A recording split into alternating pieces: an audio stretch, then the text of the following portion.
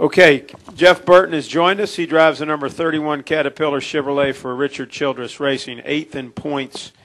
And Jeff, talk about your mindset heading in here to Charlotte Motor Speedway as you look to work your way back up into the championship run.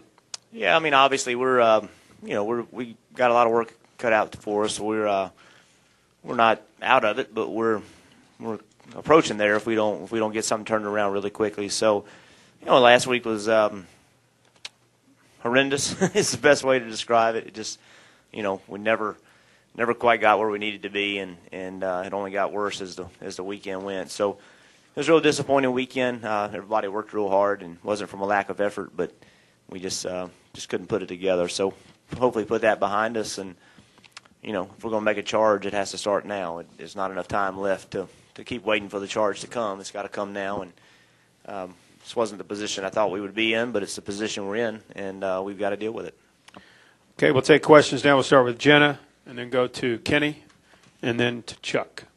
Jenna Fryer, Associated Press. Jeff, I was wondering what you thought of the Hall of Fame vote yesterday. I don't think anyone would begrudge the 5 who got in, but there's a lot of talk about who didn't get in as well, and I'm wondering what your stance is. Well, I think it's good that there's a lot of talk about who didn't get in, because when we get to the point where we're only talking about who's in and who didn't get in, then maybe we're putting too many people in, which we're not doing right now. I'm not saying that, but the fact that there's a lot of candidates is a good thing. I really don't think we should.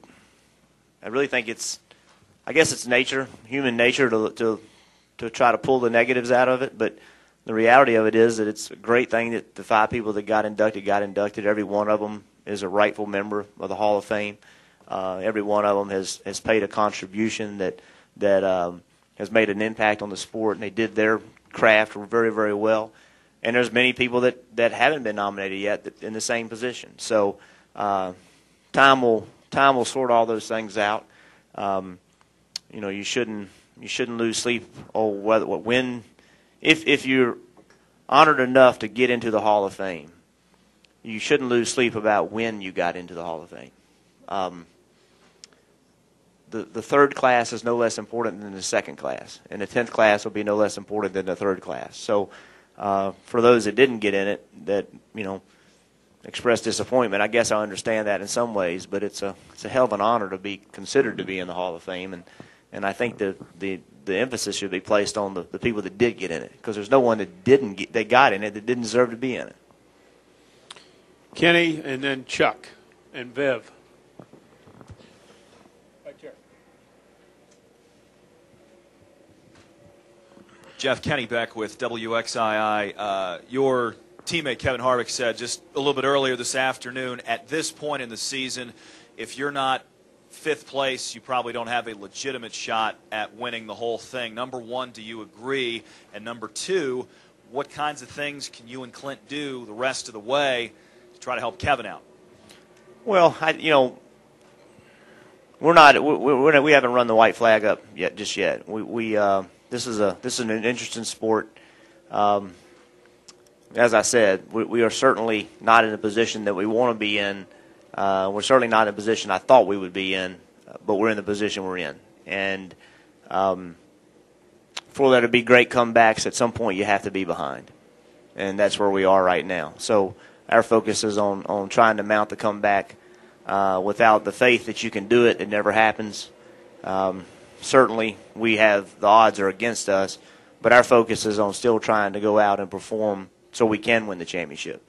We've got to have some help to do that. If those top 3 or 4 guys go finish top 5, even top 10s the rest of the year, it's probably not going to work out for us. But there's a lot of events that are going to happen between now and then, and Kevin's right. It is if you look at history, and it states that we're in a hole that may be overcome. You can't overcome, but the reason record books change is because people do things that you didn't think could be done, and that's our view of it. We're not, we haven't quit. We believe we're capable, but we've got to, we haven't shown it, we haven't done it, but we still believe that we can, and that's our emphasis.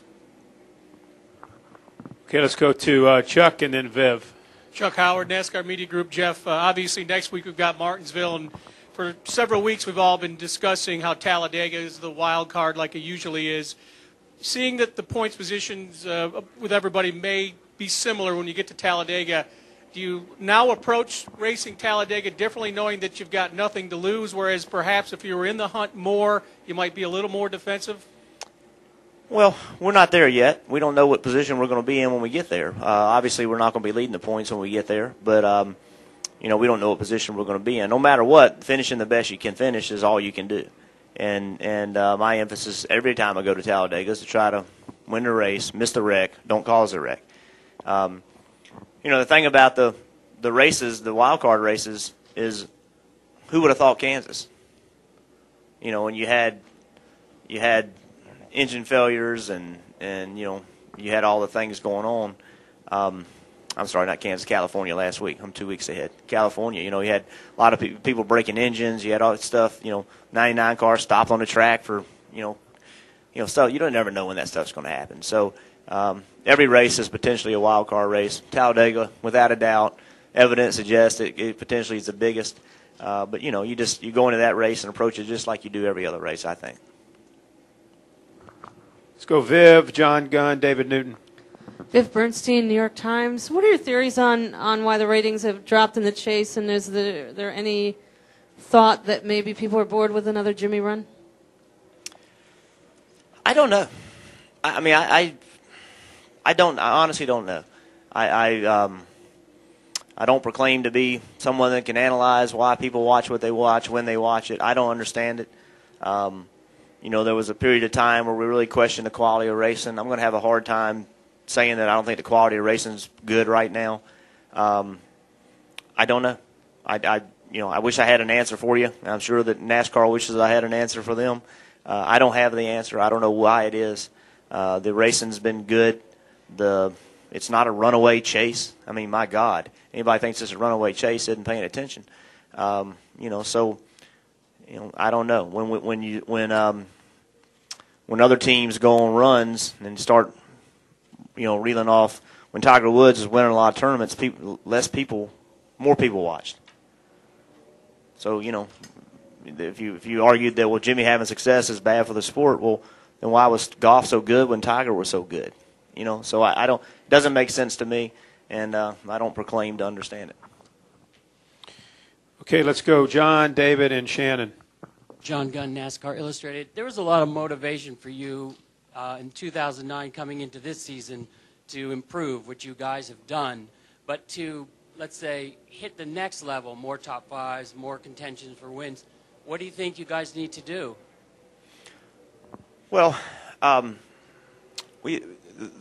glaring issue has been, there's been several things. It's, we've got our quality of pit stops has got to improve. We've not been as strong as we needed to be on pit road, and I'm not busting on anybody.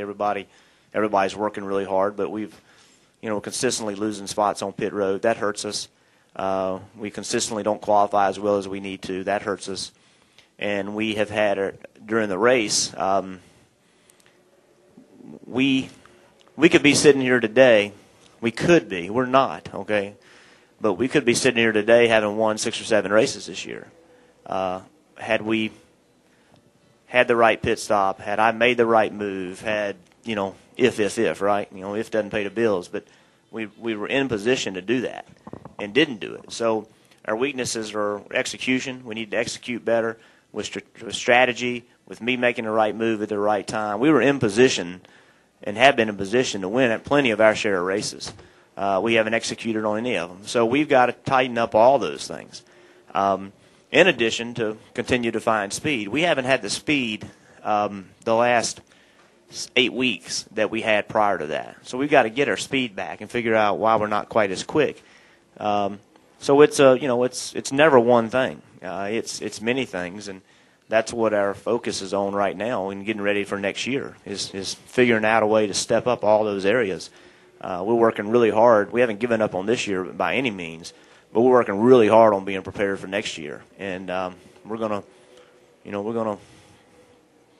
make some changes and do some things we need to do to get better.